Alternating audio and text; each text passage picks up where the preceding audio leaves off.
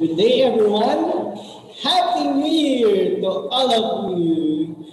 I really miss you a lot because we haven't met for some weeks, but I'm really sorry because teacher has some errands to attend to at this moment. That's why I cannot meet you virtually, personally right now.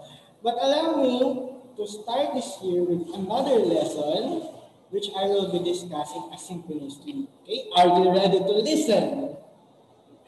All right, I hope you are all ready to learn at this moment. Let's begin our discussion for this day. All right, allow me to begin with a simple question.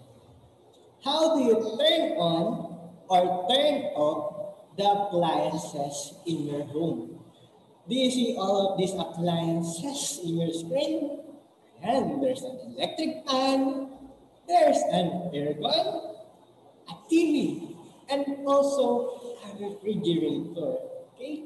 Some of you might be familiar with that kind of electric fan, which you see in your screen. And that is called a stand fan because there are some other types of electric fan. There might be some of you who have wall fan. Some of you might also have ceiling fan, just like what you see in our school. Okay, so how do you switch on such kind of electric fan, yung wall fan na tinatawag natin. Okay? In switching on or turning on the stand fan, you have to find first its switch. And also remember it has a plug. So you need to plug it first. And then you need to find the switch. Most of the electric fans were like that. Has a switch to which you need to rotate in order to switch it on and switch it off. The same is true with this kind of air conditioner. Okay, it has also a switch that you need to rotate in order to switch it on and switch it off. But then maybe most of you are not already familiar with that kind of air condition. I know most of you have air conditions at home. But then, maybe some of you na lang yung merong ganitong klase ng air condition because this is the old type. The new type or the new one have remote. Okay? Doon sa remote nila, siniswitch on and siniswitch off kung kanilang air conditioner. Just like the television which you see in your screen. Okay? So yung TV, we switch it on and switch it off. Also, using a remote control. Our refrigerator naman, most of the refrigerators, we just plug it to switch it on and unplug it to switch it off. Ganon kadali. Okay? So, why did teachers started with this kind of question? It's simply because our lesson for today would be about switching the computer on and off. Okay? Computer on, computer off. Here are our objectives for today's class. First is to show the proper way of switching a computer on and also to show the proper way of switching a computer off. Are you ready to learn about this? I hope you are. Alright, so let's begin with knowing how to switch the computer on. Okay? So to begin with, allow me to read this with you. Our computers are usually connected to the electric outlet by means of a device called an automatic voltage regulator or AVR. Switch on the AVR to bring power to your computer unit. So if you're using a computer, usually you have what we call an AVR. But if you're using a laptop, of course, you don't have an AVR to switch. You don't need an AVR to switch your laptop on. All right? So it adds more power to your computer unit. So, as I said, most of the computers need an AVR to function well. Okay? So, parang support system yan ng ating CPU. That's why we need that when we are using a computer. Next one. turn your CPU or your computer processing unit on. The power switch is usually located in front of the system unit. It is often the largest button that you see. So it is most of the time in front of the CPU. And sabi nga dito, it is the largest button which you can find there. Hindi pwedeng mas malaking restart button dyan because it is the main switch of the computer. Alright? Understood? Next one, ano yung next process natin? Sabi dito, if nothing appears in your computer or in your monitor after switching on your CPU, find the power button of your monitor, then switch it on. It is often located on the bottom part of your computer. So, if you're gonna see it at the bottom part of your computer, just like what you can see in the screen, it might be under the monitor. So, andyan lang yan. O kung hindi under, baka nasa side. Okay? Diyan lang usually makikita yung switch on button ng ating monitor. Alright? Next one. After turning on your system unit and monitor, o kapag bukas na yung CPU natin and yung monitor natin, ano mangyayari? Your monitor will show a black screen with words and numbers on it. Okay, refer to the first picture. That's how it looks. Okay, this means that the system unit is starting up. Ibig sabihin nun, okay na. Nagbukas na successfully ang iyong computer. Alright? A colored screen with little images will appear there. We call this screen a desktop.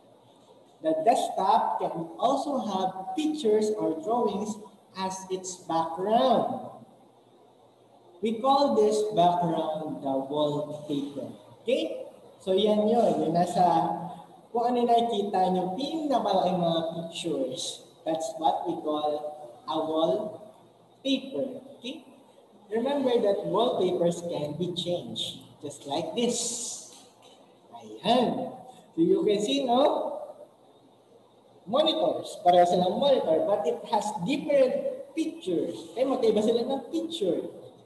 Kasi magkaiba sila ang tinatawag natin na wallpaper. You can also choose your own wallpaper. Alright? You can ask your parents to assist you in doing that. Kung gusto nyo na Roblox yung wallpaper nyo, pwede. Kung gusto nyo anime, cartoons, it's up to you. Alright? Next one. Ano naman yung mga little icons na makikita nyo dyan? Sabi dito, the little images on the desktop are the icons. Many programs are run by double-clicking their icons. So if you want to open any icon in your desktop, you just need to double-click it. Ano i-click namin, teacher? Yung right part ng inyong, yung left part na ng inyong mouse. If you will click the right, if you will point the pointer to one of those icons and click the right button, lalabas dyan yung mga menu. Okay, you can see there, open. Okay, so you can click that. And the other way of doing it is by double-clicking the icon. Okay, so that's how you do it. Now, that's how we switch on the computer. Now, how do we switch the computer off naman? It's very simple. Sabi dito, using a mouse, bring the mouse pointer. Yan. Alam niyo naman yung mouse pointer, right? Over the start button and click the left mouse button. Okay, just like what I mentioned a while ago, yung left mouse button, which we use in order to open icons in your desktop. Click the power button and a small menu will appear. Okay, look at this part, yung sa babang picture. Then, bring the pointer over the shutdown button and click the left button again. Okay? For some computers, this is what will appear. But for some, ito yung lalabas dyan. Ayan. Ito yung sa mga lumang versions ng Microsoft. So, lalabas dyan yung hibernate, standby, turn off, and restart. Okay? Pag hibernate, ito yung tinatawag natin sleep button. Okay, sabi dito kapag standby, you should click this when you don't want to turn off your computer but will not be using it for a short period of time. Turn off, syempre, completely turn off the computer.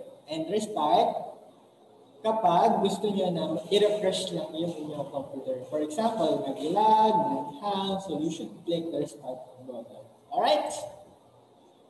This computer will then close all the programs and switch the system unit off. You can then switch the monitor off as well. So that's how you close or switch off the computer. Okay? Then after that, syempre, you should also close the AVR para lahat ay secured na hindi gumagana once you unplug the the outlet of the computer. Alright? So to sum it up, before we can use the computer, dapat we must learn how to operate it properly. Doing this the right way will keep the computer working properly. Okay? Kapag maayos yung pagbubukas at pagsasara natin ng computer, magiging maayos din yung takbo ng ating computer.